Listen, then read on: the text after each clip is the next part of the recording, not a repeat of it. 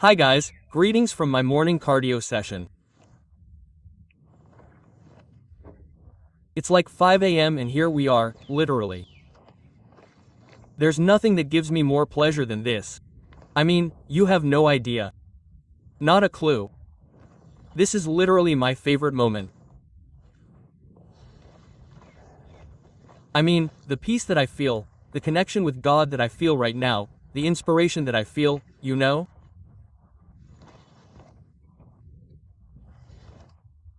Oh, you don't make sense. This here is a weighted vest to make it harder, which is really noticeable, but I wanted to share with you because sometimes that's what comes to my mind. I have to tell this to the world, and if I don't do it right away, then you forget.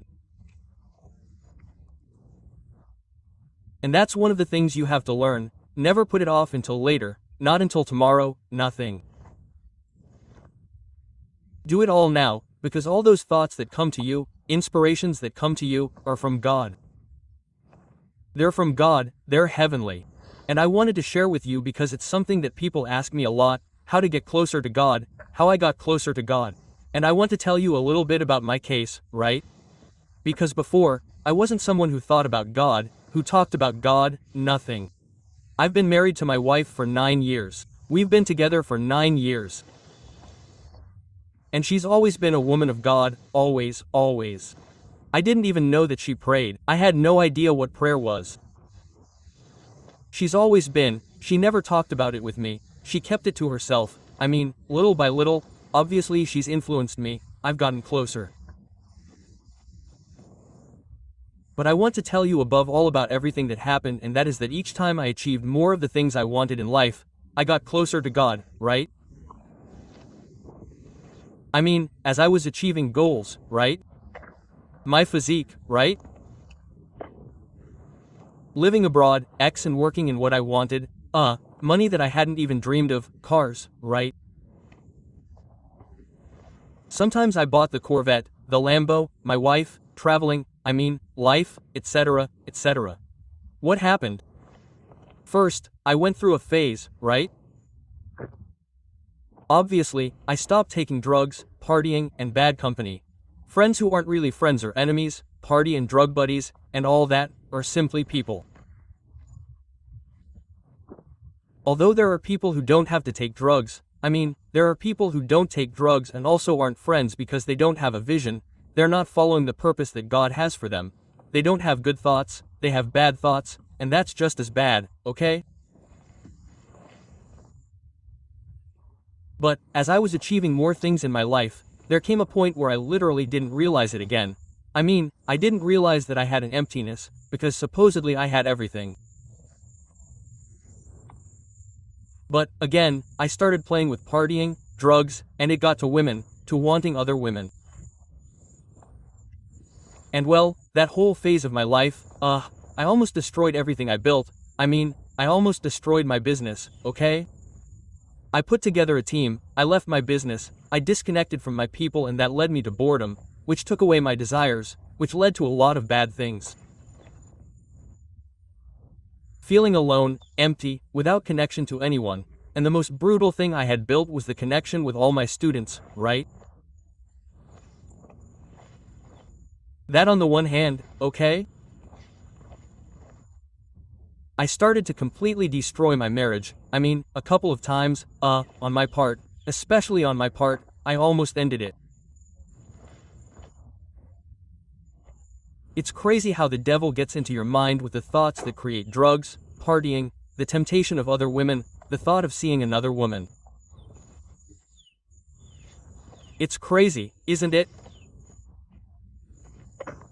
I almost destroyed, well, with my family. I have literally always had a brutal relationship with my family, and I remember a phase where I literally got angry. I mean, and it's crazy to think about what it is now, right?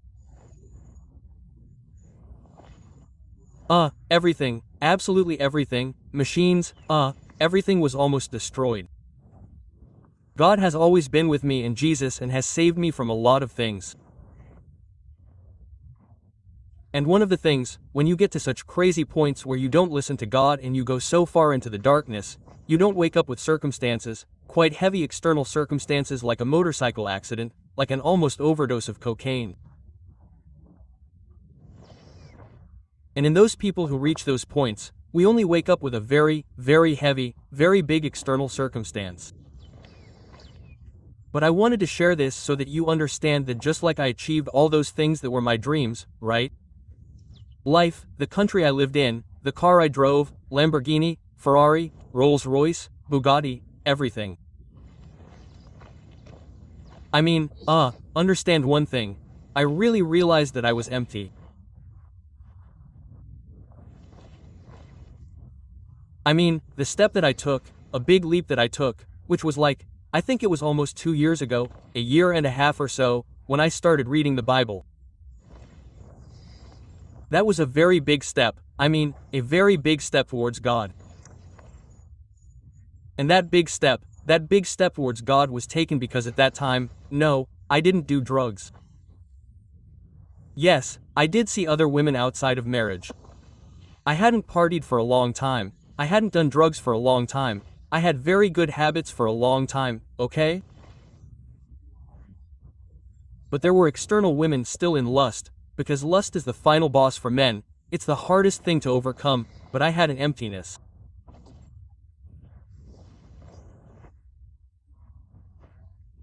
I remember back then I had 13 supercars, and I'm talking about 13 cars like Rolls-Royces, Lamborghinis, Ferraris, Porsches, Bugattis.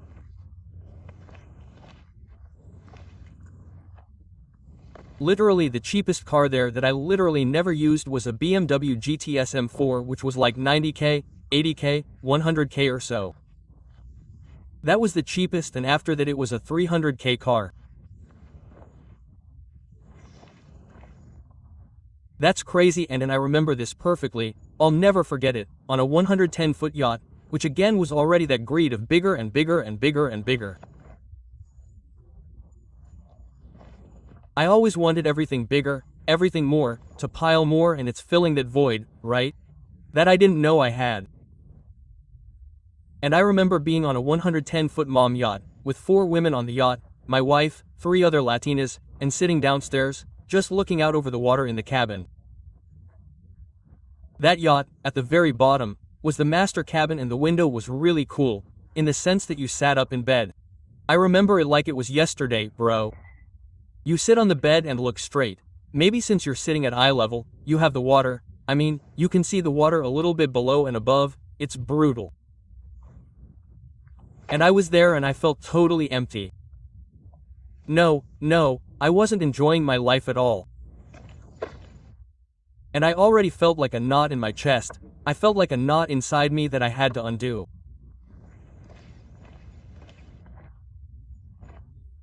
And at that moment it was clear, you have to sell half of the cars. I mean, back then I sold 7 cars. You have to sell 7, I don't know if it was 7 or 6, I don't even remember, honestly, bro.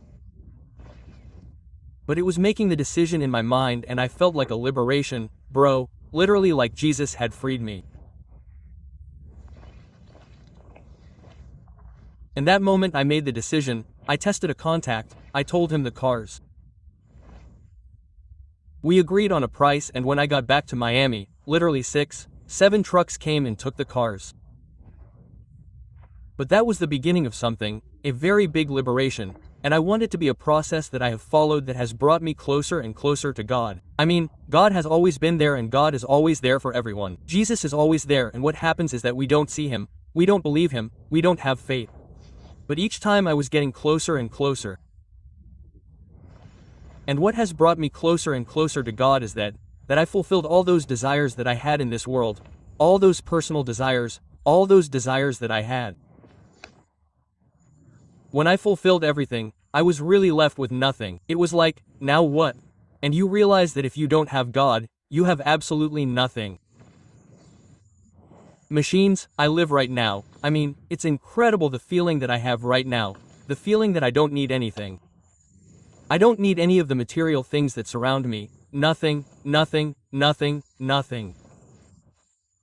If you have too, because it's aligned with the purpose that God has for me, you know? But I don't need it, I mean, not even the SVJ. The SVJ, which you all know, who have followed me for a long time, is the car that I like the most, the car that I have literally desired the most in my life. It's my favorite car. It's still my favorite car to this day, and I doubt that there's another car that can surpass it. Yeah, I love how the Pagani looks. It's incredible, everything is beautiful, but the SVJ is my favorite car. I don't even need that car, bro. It's literally been sitting for like 3.5 weeks now, because a part broke. It just arrived. I'm going to change it this Saturday. Mechanic Alex, who is a friend of mine and a follower, who works at Lamborghini, he changes it for me on Saturday. It's been sitting there for 3.5 weeks, almost a month, and I can't use it. And I don't care at all, brother. I don't care. And you'll say, well, Yos, why don't you sell it? It's like, why would I sell it unless God tells me to and I feel like I have to sell it? I'm not going to do it. Do you understand? I mean, life is a game. This physical life is a game, and money is part of it. You also have to understand that when you truly serve the world and God makes you famous, because God made me famous, not me, God.